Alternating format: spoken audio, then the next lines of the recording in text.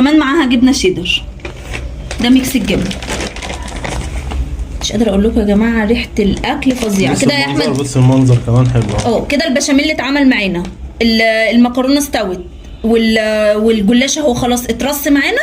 هنبدا نرص المكرونه وخلاص على كده، واللحمه متعصجه وكل حاجه. طب نبدا بقى ان احنا نرص. مامتك بقى تعمل ايه دلوقتي؟ هتحط بقيه الجلاش من فوق. ماشي. طيب بصي يا ماما، احنا نسيبك احنا بقى ونروح احنا نرص ايه؟ صينيه المكرونه. خلاص ماشي. ماشي. هجيب كفايه جبنه كده يا احمد. كده ايه البشاميل اللي اتعمل. اول حاجه نحط كده المكرونه كده فيها البشاميل ونقلب.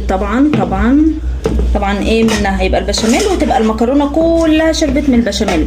طبعا في ناس هتقولك الصينيه دي كبيره على البشاميل على المكرونه وكده. يا جماعه احنا من الناس